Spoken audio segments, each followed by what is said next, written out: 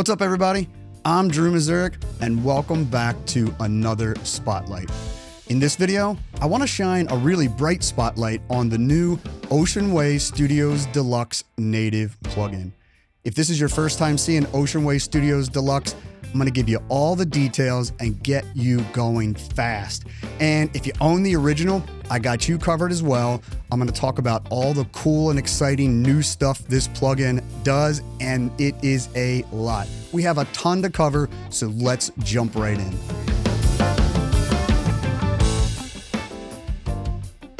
So let's start out by describing just what Ocean Way Studios Deluxe is. It is a comprehensive and customizable room emulation plugin of United Recording Studios in Hollywood, built by our founder, Bill Putnam Sr.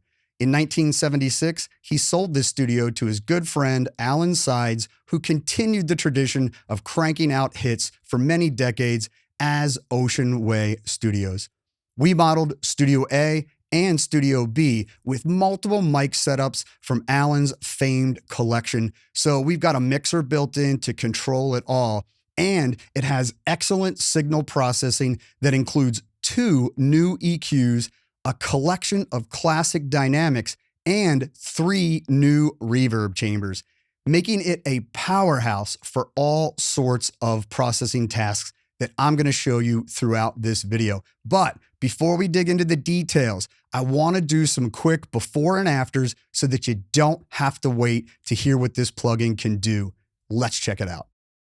This first example kind of represents the origin story of this plugin. For many decades, it's been a common practice for mix engineers to take a track that needed a little bit of life injected into it and to pump it back out into the studio through the SLS or studio loudspeakers, and then put some mics into the room to pick up the room tone and room sound. Now, this is kind of like a reverb chamber, but it's a little bit different. Reverb chambers are typically empty spaces, and they're painted with high gloss paint. And the idea is that you just want to create a bunch of reflections, and they are awesome. But it's a little bit different because we're pumping the sounds out into acoustically treated spaces that were designed to record instruments in the first place. So it's got its own vibe and its own uses.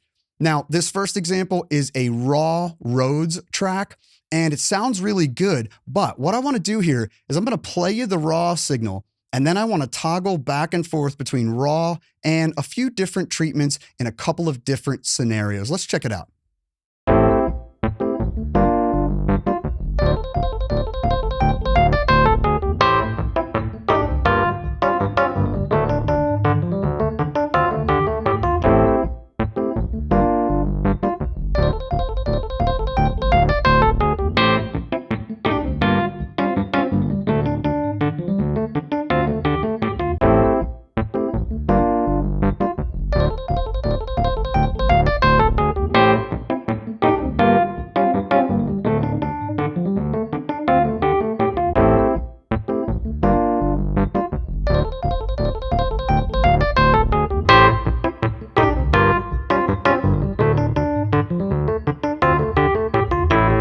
Next up is an amazing string example.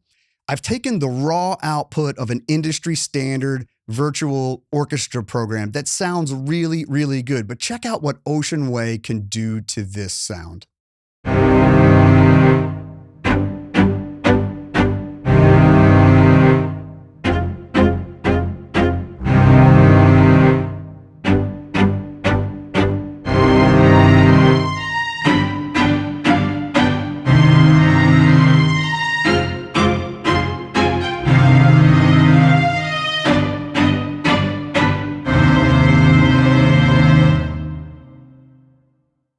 Next up is a guitar example where I'm taking the raw output of an amp sim and I'm adding cab, mic, room, and effects to it. Let's listen.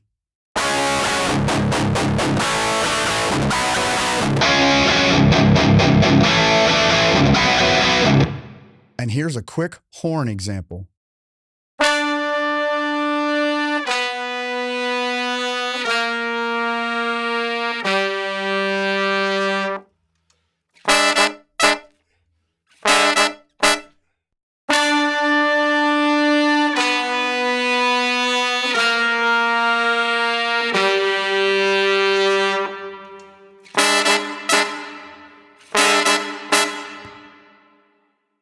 finally, check out what it can do to transform this lead vocal. All of this is happening with one instance of Ocean Way Studios Deluxe. What's left is soul I fight to keep. I'm surely not alone. While all the world appears to sleep, there's more that can be known. What's left is soul I fight to keep. I'm surely not alone. While all the world appears to sleep, there's more that can be known. Now I'm going to go through the details of how I built those presets and cover some other examples, including drums, but I didn't want you to have to wait to hear it.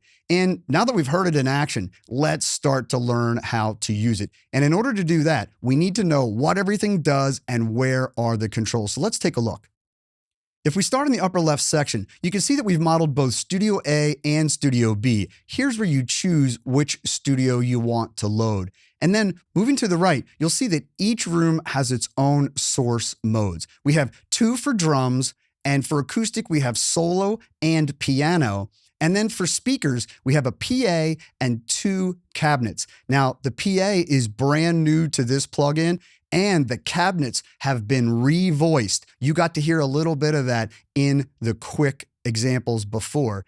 And then the vocal, we have solo and group, and solo has been modified. The close mic is closer and it's fixed, making full vocal replacement, like you heard in the examples, sound amazing. And then after that, we have ensemble horns and ensemble strings.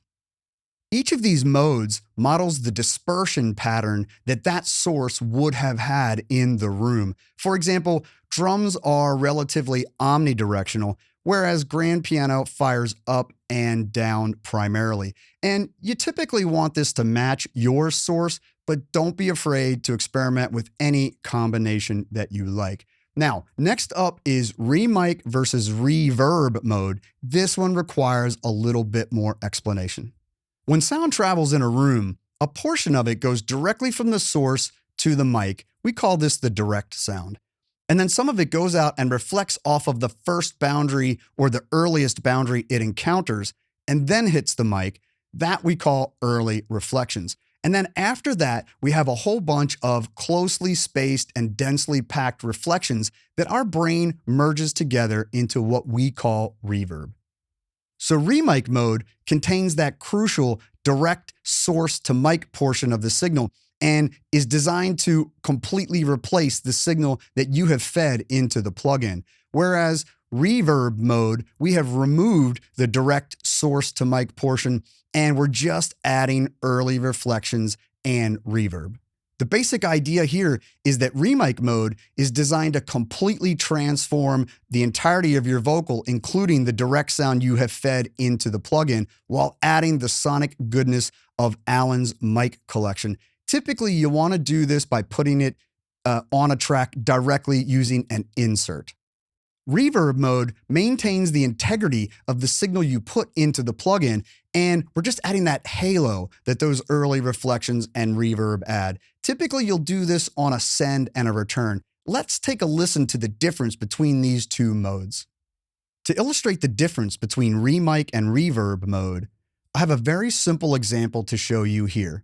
I've got some drum overheads going through Ocean Way. We're in remic mode, and I've just got one mic active for simplicity's sake.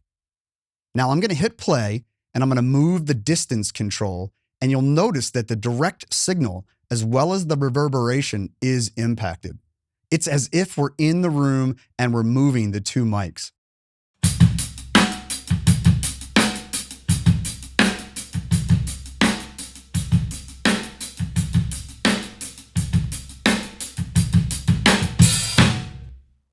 Now, when I switch to reverb mode, you'll notice that the direct portion of the signal is gone. The idea here is that your original signal is functioning as the direct sound, and the plugin is just making the room. And you'll control the blend either using your auxiliary send or the mix knob.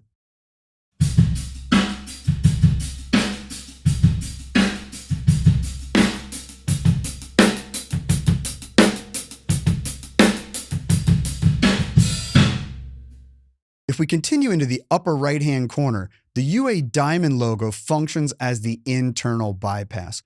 We can also do this same thing using the Ocean Way logo.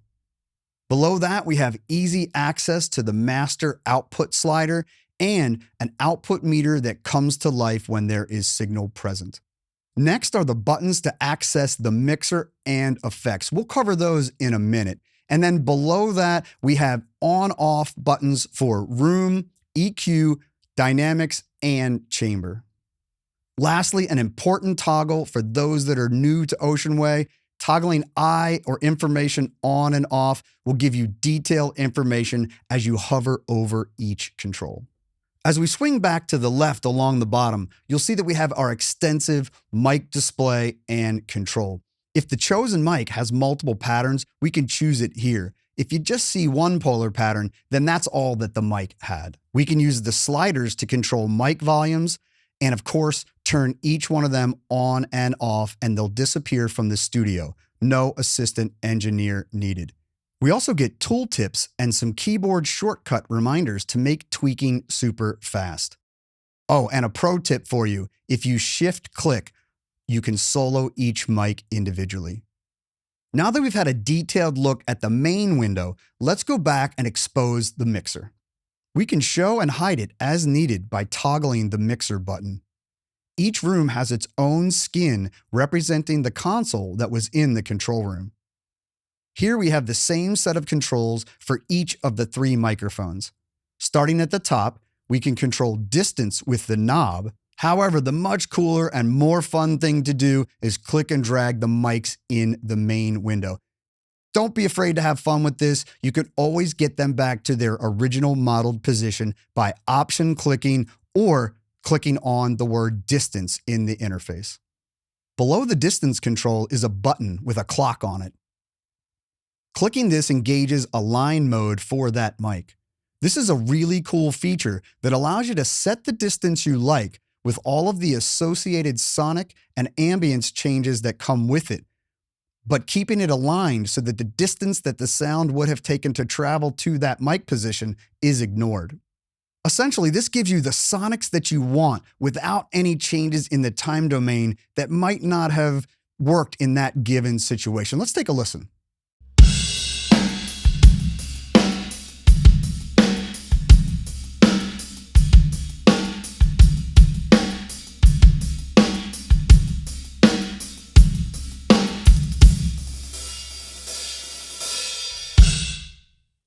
Notice how before I clicked align, there was a bit of a slap to that drum reverb, and the moment I clicked align, things tightened up.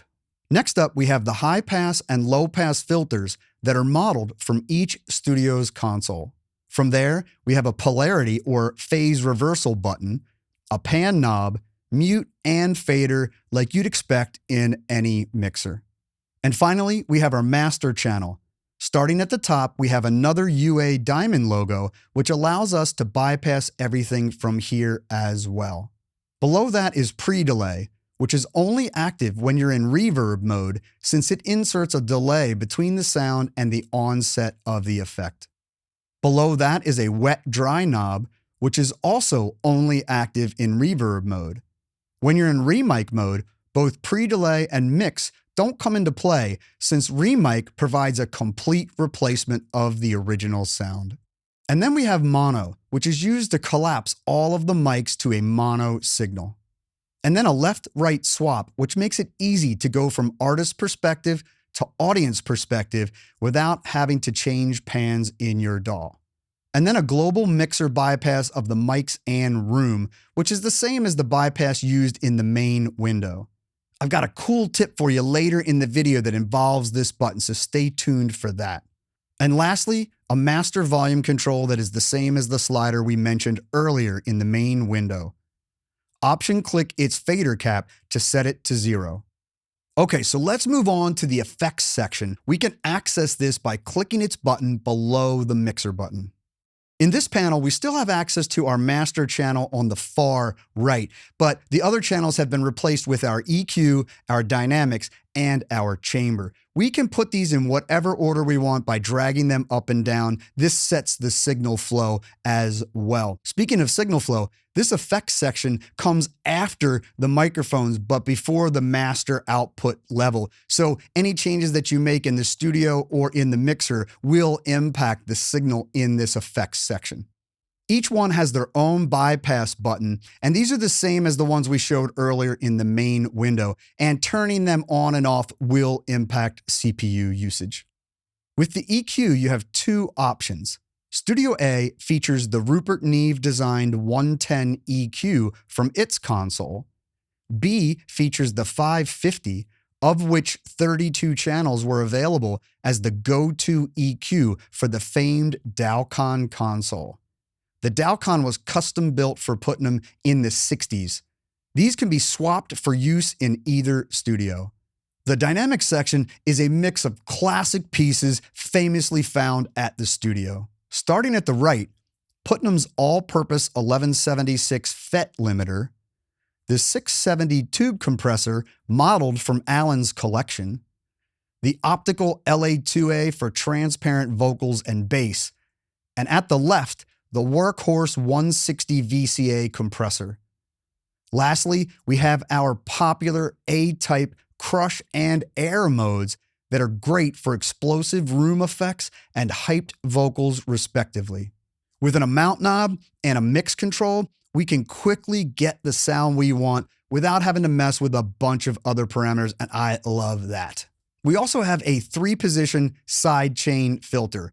Out means that no filtering is taking place, and then we have a high pass, which removes some low end so that your compressor won't pump when there's low frequency information, and a tilt filter, which reduces lows and accentuates highs in the detection circuit, making the compressor more sensitive to high frequencies. I've got a great example for you here using the high pass filter. Check it out.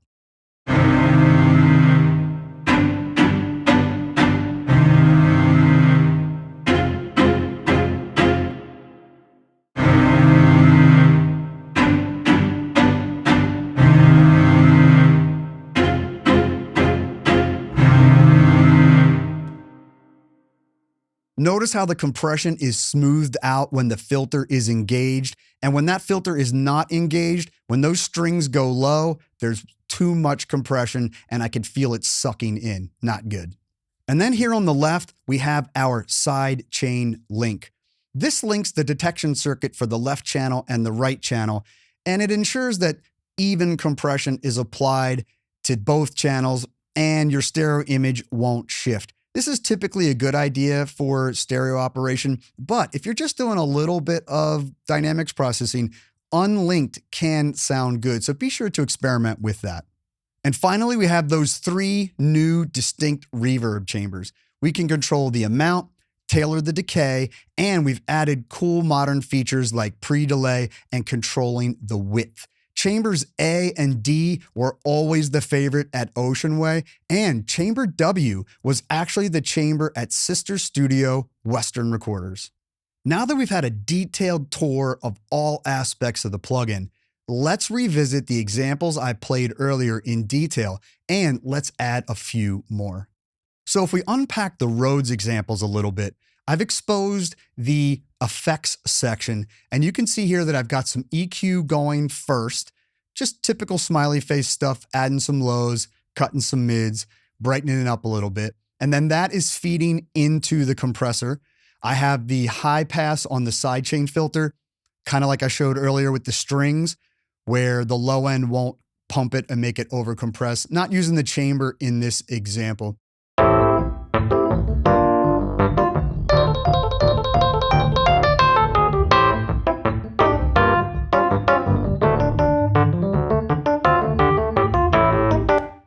And for Rhodes 2, you'll see I got even more aggressive with the EQ and more aggressive with the dynamics. And I switched it out to one of the new guitar cabinets. Now, the original version had guitar cabinets, but here we've leveraged our technology from the amp sims and we've changed out the close mic, and we now have on axis and off axis. So this is really next level when it comes to these 2 guitar cabinets.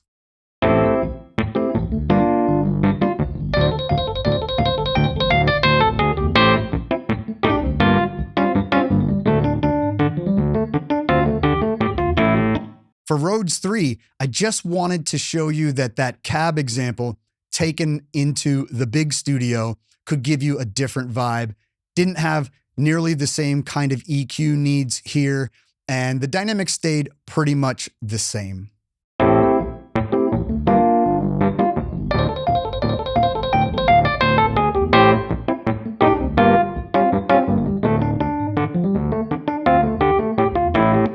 And for Rhodes 4, I thought it would be cool to go back to a more full range sound and send that Rhodes through the voicing of a grand piano in the big studio.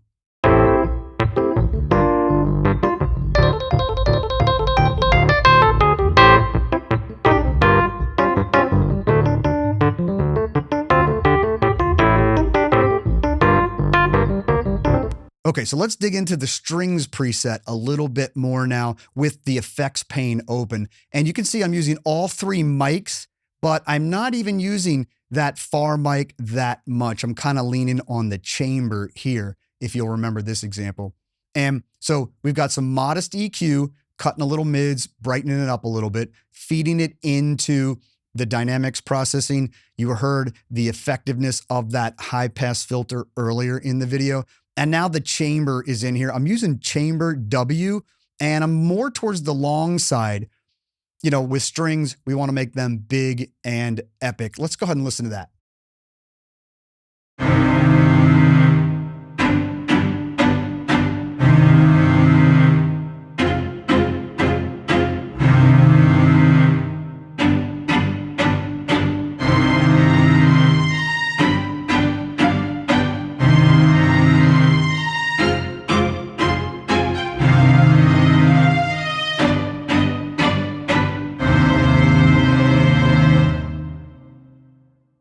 So let's dig into that guitar example a little bit more. I've got the mixer panel open because I want to show you the pan knobs. I've got a direct mic panned to the left, and then I've got the room mics panned to the right. Pretty common and cool way to treat an individual guitar. And then in this case, you can see that I'm really pushing the top end, making it really aggressive.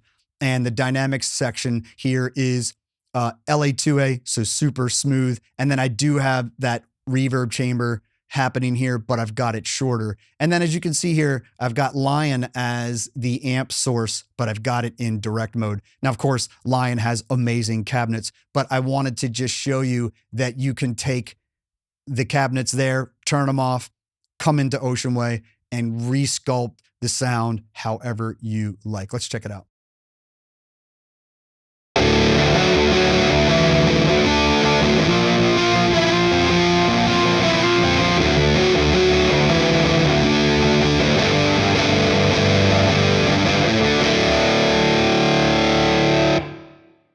So let's dig into that vocal example a little bit. As I mentioned earlier in the video, the solo vocal source mode has been tweaked. The mic is closer now, and you'll notice it is now fixed. You cannot move it. This is a good thing. It's really allowing us to do full vocal replacement with mic modeling. It's really cool. So let's take a look at my vocal setup. You'll notice that I've got the singer in Studio B, and I'm using the close mic. I'm not using the middle mic. I'm just using the far room mics, and they're not even that much of the equation, but they're just adding that depth, width, and realism. And then if we move over to the effects page, here you can see doing some standard stuff you might do, cutting a little bit of, honkiness out of the mic. And we are using LA2A, an awesome vocal compressor. I have the high pass sidechain, as we mentioned earlier, so it's to not trigger too much compression. And in this case, I'm using the A chamber set fairly long. So let's go ahead and give that a listen. This one I'm gonna do on and off again because it's just so crazy good. So here it is off. What's left is soul I fight to keep. I'm surely not alone. While all the world appears to sleep, there's more that can be known. So that voice, it's sounding kind of nasally and not great. And this EQ is going to help take care of that. And then the revoicing through a U47 along with the chamber, it's glorious. Let's check that out. What's left is soul I fight to keep. I'm surely not alone. While all the world appears to sleep, there's more that can be known. The shapes like shadows rise and fall. And actually, let's do a little more compression.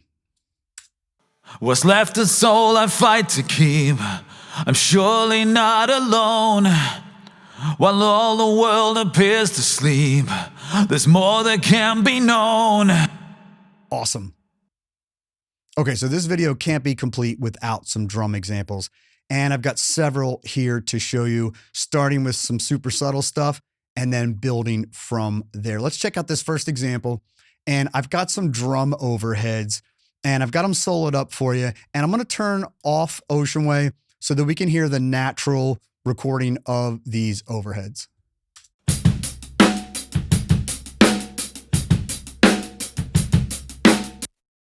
Sounds perfectly good. These are Shep's mics through Apollo preamps. Sounds great. But what if you want to emulate what it would have sounded like in Ocean Way? So what I've got here is a simple example where you'll notice I'm using one mic and I'm using very little processing here, a little bit of EQ, little bit of dynamics processing, and we're going to completely transform these overheads. So let me start with it off and then on.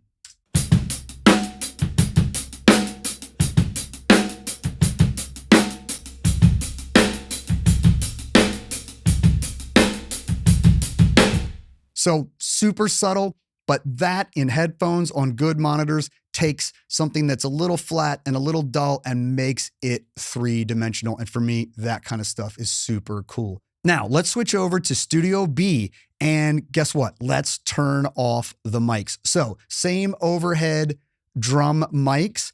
And this time no mics are turned on, even though we're in remic mode. I've got the master bypass. This is a super cool way to use Ocean Way Studios Deluxe.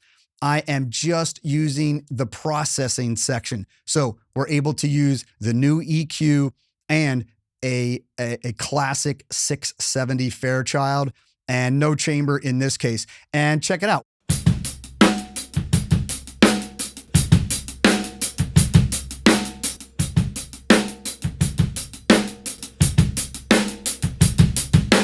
So Ocean Way Studios Deluxe, not just room emulation. You can use it as channel-based processing with the two new EQs and that selection of dynamics, and that is super cool.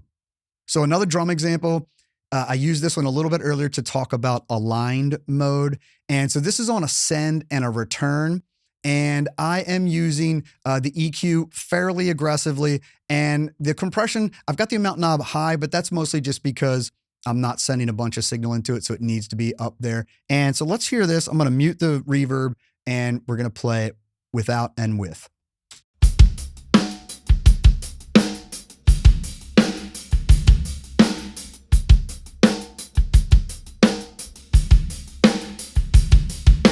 So you can literally make room mics with this. I'm in reverb mode, but I'm using these far distance mics. Super cool. All right, another drum example for you. This is illustrating a really cool feature of Ocean Way Studios Deluxe. You can use the chamber on a send and return configuration and get no direct signal through it. It's really cool. If I bypass, hit the master bypass, it bypasses all the mics in the rooms, and I'm able to just use the chambers. And this is a preset I made called Spankin' the Chamber. And the idea here is that I'm heavily compressing and I'm EQing a little bit in front of the chamber. So let's check that out.